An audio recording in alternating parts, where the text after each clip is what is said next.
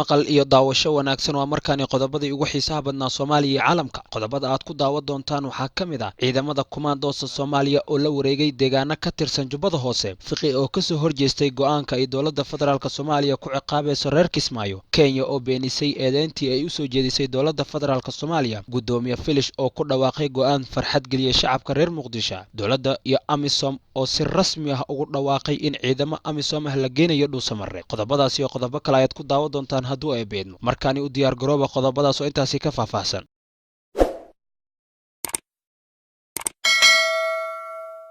aynu ku bilownay dowladda federaalka Soomaaliya iyo taliyaha guud ee AMISOM ayaa maanta oo Jimco ah waxay isku raaceen in ciidamo ka tirsan howlgalka midowga Afrika ee AMISOM la geeyo magaalada Dhuusamarre ee xarunta rasmiga ah ee maamulka Galmudug tallaabadani ayaa ka dambeysay kadib kulanka ay maanta magaalada Dhuusamarre ay ku wada qaateen taliyaha guud ee ciidanka AMISOM oo maanta gaaray halkaasi iyo xubno uu ka mid yahay wasiirka amniga Soomaaliya iyagoo isku raacay in ciidamo AMISOM ah la geeyo magaalada Dhuusamarre wasiirka amniga Soomaaliya Maxamed Abuukar Ducaale ayaa sheegay in ciidamada AMISOM ee la geenayo Dhuusamarre ay noqdaan kuwa lagu xoojinayo ammaanka magaalada Dhuusamarre si loo suurtageliyo doorasho xor iyo xalaal ah Ducaale ayaa sheegay in ciidamadaasi ay kaalin weyn ka qaadan doonaan hor u socodka Galmudug si loo dhiso Galmudug oo mideysan iyo sidoo kale qabsoomidda shirarka dib u heshiisiinta beelaha dega deegaanada Galmudug go'aankani ayaa imaanaya iyada oo kooxda Ahlus Sunna ay marar badan ku celcelisay in aysan aqbali doonin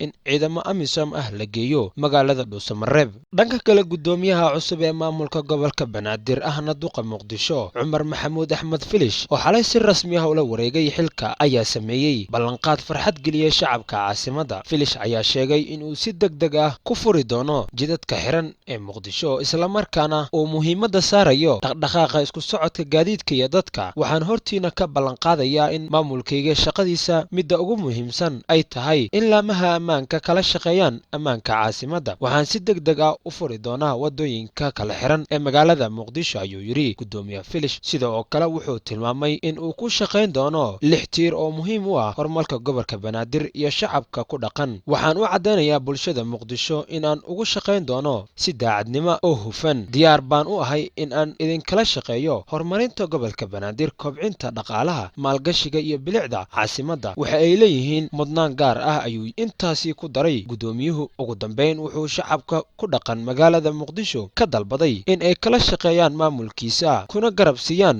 xoojinta nabadgelyada u helaan amniga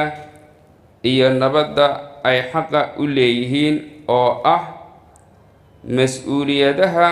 ugu waaweyn ee shacabku naga filayaan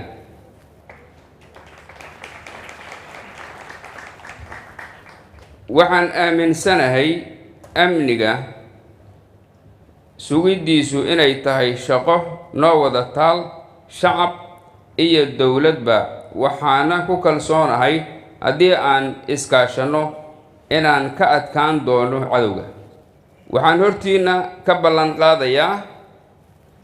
inaan intii karaankeenna ah xoogga saari doono amnigu inuu noqdo shaqo maalmeedka ugu muhiimsan ee maamulkeenna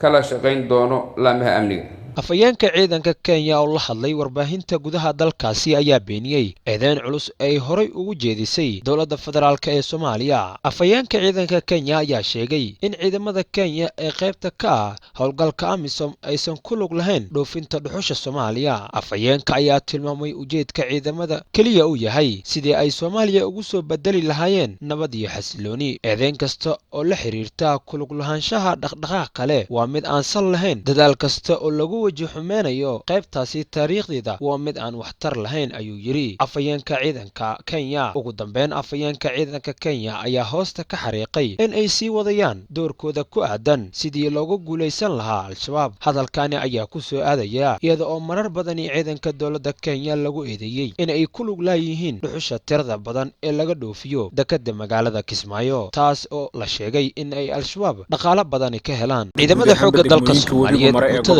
tobanaad qaybteeda 46aad ciidamada daraawiishta maamulka Jubbaland kuwa sida gaarka u tababaran ee danab ayaa waxay saakay howlgalo ka sameeyeen gudaha ku dhow deegaanada Jamhad ee gobolka Jubbada Hoose ciidamadani oo ka baxay deegaanada Baarsugaani isla markaana gobolka Jubbada Hoose ayaa saraakiisha hogaaminaysay waxay sheegeen in ay la wareegeen tuulooyinka ay kaga hoos yimaadaan degmada Jamhad mid ka mid ah saraakiisha howlgalkaasi hogaaminaysay ayaa sheegay in ciidamada ay la wareegeen tuulooyinka Haynero Soomarey General AJ iyo Jiray halkaasi oo ay hore ugu sugnaayeen xubno ka tirsan ururka Al-Shabaab sidoo kale saraakiil ka tirsan ciidamada daraawiishta Jubbaland oo howlgalka qayb ka ahaa ayaa waxay sheegeen in howlgalka lagu soo dilay 5 ka mid ah Al-Shabaab sidoo kalena la soo qabtay 4 xubnood waa sida ay hadalka u dhigeen xildhibaan Axmed Macalin Fiqi ayaa jawaab ka bixiyay go'aanka ay dowladda Soomaaliya ku amartay in diyaaradaha tagaya iyo kuwa ka soo baxaya Kismaayo ay soo maraan magaalada Muqdisho siyaasadda waa lagu kala aragti duwan